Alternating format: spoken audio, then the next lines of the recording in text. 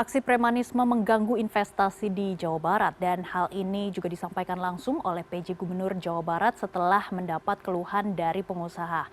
Lantas apa saja bentuk aksi premanisme yang didera oleh pengusaha? Untuk membahas hal ini sudah bergabung melalui sambungan virtual Ibu Ning Wahyu Astutik selaku Ketua Apindo Jawa Barat. Selamat pagi menjelang siang Bu Ning, bagaimana kabar Anda? Selamat pagi Mbak Maggie, Alhamdulillah baik. Baik, Bu Ning, PJ Gubernur Jawa Barat mendapatkan laporan banyak pengusaha yang mengalami premanisme di Jawa Barat. Sebenarnya seperti apa bentuk premanismenya? Macam-macam sih Mbak ya, dari yang diawali dengan pungutan liar, kemudian intervensi tenaga kerja, kemudian permintaan proyek-proyek ya, sabotase proyek seperti misalnya mereka itu pengen juga mengambil peran dalam suplai material pembangunan, misalnya seperti itu. Dan juga tuntutan keterlibatan dalam banyak hal, seperti pengadaan catering, eh, kemudian pengadaan material-material itu sendiri, pemaksaan untuk menjadi bagian dari pengadaan transportasi, dan bahkan juga penanganan limbah dan juga pengadaan keamanan yang ada di perusahaan itu gitu. Baik, Bu Ning, ini sepertinya hampir semua industri mereka juga sudah masuk begitu ya, Bu Ning. Sejauh mana tindakan Mm-mm. premanisme ini mempengaruhi minat investor ataupun pengusaha dalam memutuskan untuk melakukan ekspansi bisnis di Jawa Barat? Apakah sempat ada laporan kerjasama yang batal akibat premanisme ini? Ya, ini pengaruhnya besar sekali ya, Mbak ya. Sekarang itu untuk para investor yang mau masuk ke Indonesia saja, katakanlah mau masuk ke Jawa Barat, mereka itu sudah mencari informasi dari rekan-rekan investor mereka yang sudah ada di daerah. Itu yang pertama. Yang kedua, sekarang media sosial sudah demikian terbukanya, jadi mereka juga tahu informasi itu. Jadi pengaruhnya tentu mereka, banyak dari mereka sebenarnya datang ke Apindo ya, meminta saran daerah mana yang lebih aman dan kemudian apa yang harus mereka lakukan. Itu ada juga, ada yang kemudian kita bisa melakukan bantuan gitu ya, yang akhirnya dari awal mereka membangun, kita bisa memberikan advokasi dan kemudian dialog dan sebagainya dan kemudian mereka melanjutkan gitu. Tapi berapa banyak yang kemudian batal atau malah kemudian menutup usaha, mengurangi skala usaha yang ada di sini dan kemudian pindah keluar, itu juga banyak sekali gitu. Nah, itu tidak semua terdeteksi oleh Apindo gitu, Mbak. Baik, itu sebenarnya juga mengurangi semangat investor dan juga pengusaha ya, Bu Ning. Bagaimana Apindo Jabar menilai Iya. respons pemerintah daerah dan juga aparat keamanan dalam menangani masalah premanisme ini? Apakah langkah-langkah yang telah diambil sudah cukup efektif? Ya, sebenarnya gini ya, kita sudah tahu bahwa eh, tidak hanya pengusaha ya, pemerintah pun sudah amat sangat at the same of view dengan pengusaha. Dari pemerintah kemarin juga dari PJ Gubernur, kemudian dari Gubernur terpilih, sangat memahami bagaimana eh, situasi yang ada sekarang. Dan saya yakin dari aparat keamanan pun sudah paham ini. Dan saya tanpa mereka itu banyak bicara, sebenarnya mereka sudah melakukan banyak sekali koordinasi. Dan ini hanya masalah waktu saja ya, bahwa mereka akan melakukan, saya pikir lebih terintegrasi gitu ya, untuk kemudian bisa memberikan hasil yang lebih maksimal. Saya tahu di beberapa perusahaan dari pihak keamanan ya sudah mendatangi perusahaan yang bermasalah dan kemudian melakukan dialog dengan masyarakat setempat itu juga terjadi. Tetapi tidak semua bisa tertangani. Nah, itu yang sekarang terjadi ya. Kalau respon ya respon pasti ada. Masalahnya adalah bahwa ini tidak hanya terjadi sekali di satu tempat itu, bisa terus-menerus. Sementara perusahaan yang ada itu demikian banyaknya. Nah, itu kemudian yang membuat penanganan itu tidak bisa menyeluruh gitu. Menurut saya seperti itu, Mbak. Baik, Bu Ning. Apa upaya yang telah dilakukan Apindo Jabar untuk melindungi anggotanya dari praktik premanisme dan juga memastikan iklim investasi yang aman? macam-macam sih ya Mbak Megi ya. Contohnya aja advokasi langsung gitu. Jadi kita itu di mana ada perusahaan yang bermasalah, kita mendatangi langsung. Apindo mendatangi langsung, kemudian menjadi mediator untuk melakukan mediasi dari pihak pengusaha maupun dari masyarakat setempat ya. Itu juga dilakukan. Dan kemudian koordinasi dengan pemerintah, kita juga melakukan koordinasi dengan pemerintah. Jadi kalau tahu tadi sudah disampaikan dari Ibu Kadis ya bahwa sebenarnya itu ada laporan dari pengusaha dan kemudian ada juga langkah-langkah apa yang kita bicarakan bersama itu juga terjadi dan kemudian kerjasama dengan aparat keamanan itu pasti kita juga melakukan komunikasi pelaporan dan juga mereka juga sangat membantu pada certain period ya mereka itu bisa langsung datang tetapi ada juga yang kemudian butuh waktu untuk mereka untuk sampai di lokasi.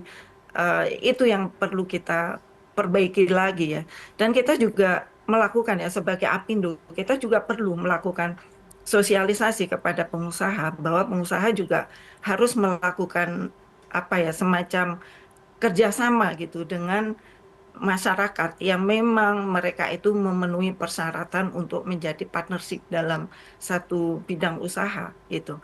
Dan juga tentu saja mereka perlu juga melakukan perekrutan terhadap karyawan-karyawan yang sebenarnya sangat mendekati lokasi pabrik gitu atau perusahaan.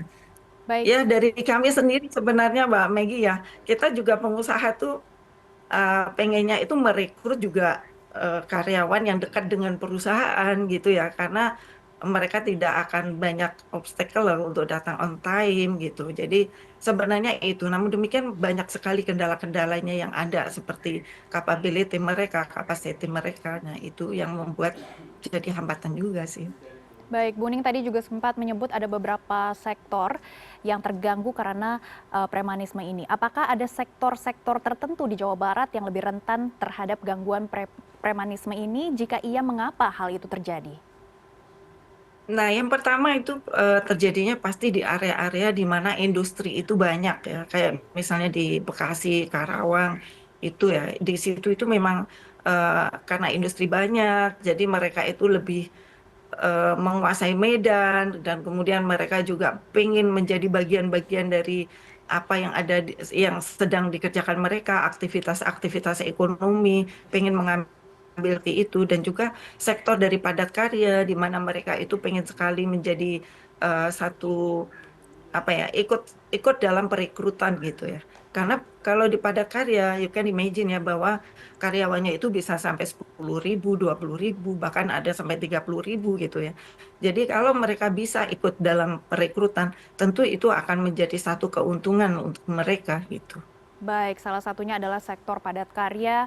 Dan apakah Apindo Jabar juga sudah mengidentifikasi aksi-aksi premanisme ini dari mana dan apakah ini terorganisir? Buat saya ya, buat pengusaha banyak pengusaha juga tidak mudah untuk menyampaikan bahwa ini nih dari oknum mana gitu. Karena mereka juga banyak sekali yang tidak memakai seragam dan mereka juga kadang-kadang muncul di satu organisasi kemudian muncul di organisasi yang lain atau bahkan di organisasi yang lain lagi gitu. Dan kemudian mereka juga ada kalanya mereka itu tidak datang dengan nama organisasi apapun gitu. Jadi it's hard to say mereka itu dari organisasi apa gitu sebenarnya. Mungkin di beberapa daerah ya seperti yang di kawasan industri kemarin Ketua HKI juga sudah menyampaikan bahwa itu ada certain apa organisasi massa gitu. Tapi kalau sepanjang yang saya tahu di Jawa Barat tidak selalu mereka itu menamakan organisasi massa apa gitu. Baik, Bu Ning, apa dampak ekonomi jangka panjang jika aksi-aksi premanisme ini tidak segera diatasi? Yang pertama tentu saja ya penurunan investasi. Karena mereka seperti yang saya sampaikan tadi, mereka itu mencari-cari dulu informasi tentang situasi di mana mereka mau melakukan investasi. Itu yang pertama. Terus yang kemudian pengalian investasi ke daerah lain. Bukan hanya yang mau datang gitu, yang ada pun mereka juga mulai berhitung. Lebih baik mereka membuka lagi lapangan kerja di tempat lain dan memindahkan itu pelan-pelan seperti itu, Mbak Megi. Kemudian tentu saja pengurangan lapangan kerja dan ini sangat-sangat bahaya ya untuk daerah Jawa Barat yang memiliki begitu banyak angkatan kerja, penduduk, dan juga memiliki banyak pengangguran gitu. Kemudian terhambatnya pertumbuhan ekonomi itu pasti ketika industri menyumbang sekitar berapa 42% kalau nggak salah ya di Jabar itu. Kemudian ada hal-hal seperti ini, itu pasti akan mengurangi. Baik, Bu Ning, apa rekomendasi konkret Apindo Jabar kepada pemerintah daerah dan pusat untuk menciptakan lingkungan investasi yang lebih aman dan bebas dari premanisme? Oke, jadi gini, saya melihatnya agak komprehensif seperti ini. Mengapa mereka melakukan itu? Yang pertama, mereka ingin untuk mendapatkan proyek-proyek yang sedang dikerjakan di dalam gitu. Contohnya lah kayak catering, pengelolaan limbah dan sebagainya. Masalahnya adalah pengusaha tidak bisa memakai mereka karena mereka itu belum memiliki kapabilitas. Mereka tidak tahu apa saja compliance yang dibutuhkan untuk melakukan itu. Sehingga menurut saya pendidikan, penyuluhan dan sosialisasi untuk masyarakat itu sangat penting. Ya, itu sangat penting. Yang kedua kemudian bahwa mereka ini pengen bekerja sebenarnya, tetapi mereka tidak memiliki kapabilitas itu lagi.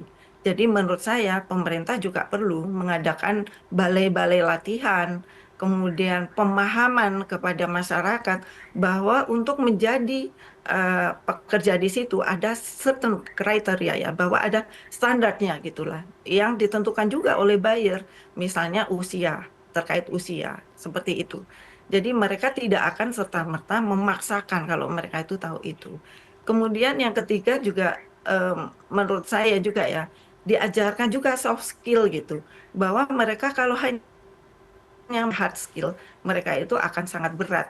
Karena begitu mereka masuk ke dunia kerja itu berbeda dengan di masyarakat.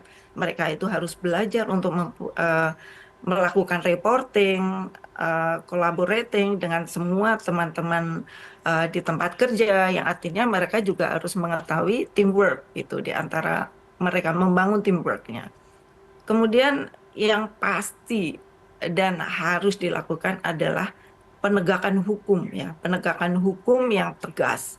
Saya rasa penegakan hukum sudah dilakukan sekarang di beberapa area dan mungkin sekarang dilakukan, besoknya mungkin sudah dianggap selesai, padahal itu kambuhan gitu ya. Jadi ini harus ada penegakan hukum yang tegas dan terus-menerus untuk memberikan efek jera kepada mereka. Tapi ingat ya, saya masih mengutamakan hal-hal yang tadi. Ketika perusahaan itu sudah em, melakukan perizinan, ada baiknya dari pemerintah yang mengetahui bahwa akan ada pabrik baru di situ, mereka juga sudah melakukan persiapan untuk mengadakan balai pelatihan sehingga hal-hal yang demikian tadi bisa juga di-eliminate atau juga dihilangkan gitu. Baik, kami akan terus memantau perkembangan Itu Mbak Megi. strategi untuk isu ini dan semoga ekosistem investasi di Republik Indonesia ini terjaga dengan baik. Terima kasih Bu Ning sudah bergabung bersama kami di CNN Indonesia Business.